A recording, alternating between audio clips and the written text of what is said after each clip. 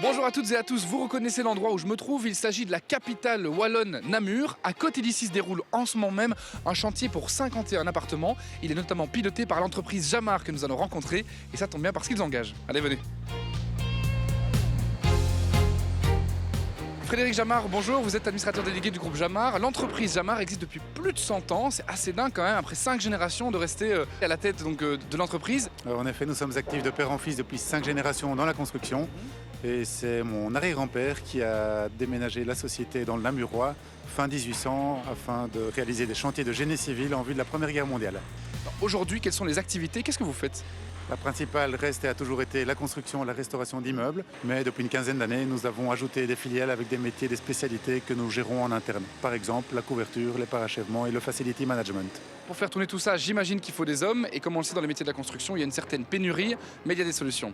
Il y en a plein, elles sont variées, ça dépend des spécialités et des sous-secteurs. En ce qui nous concerne, nous avons eu la chance de croiser Philippe Gillion, Florence Lamolle et d'intégrer avec 2 autres entreprises de construction un programme académique de formation où les membres du personnel de chaque membre forment les autres. Bon alors pour les postes à pourvoir chez vous, chez Jamar, on peut aller découvrir tout ça sur votre site jamar.pro/jobs et vous cherchez notamment des conducteurs de chantier, des maçons et des couvreurs. Allez, on va rencontrer ces hommes.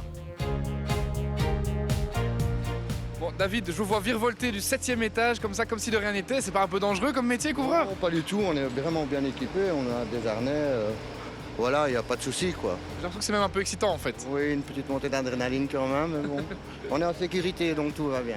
Bon mieux pour vous que pour moi, je vous laisse. Ok.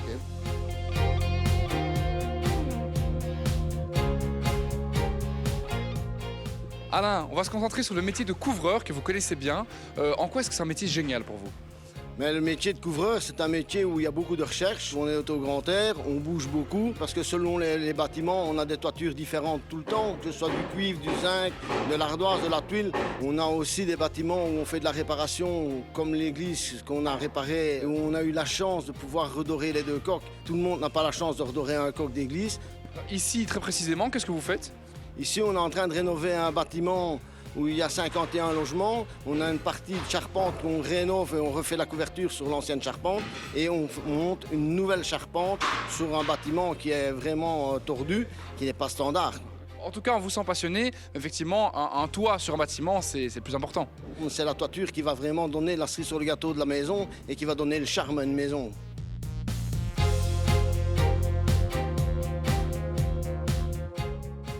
Bon, vous l'aurez compris, si vous êtes dans la construction, il y a des métiers à pourvoir, notamment en tant que couvreur, mais il y a plein d'autres domaines dans lesquels vous pourrez trouver un travail. Rendez-vous pour cela sur waldorado.be.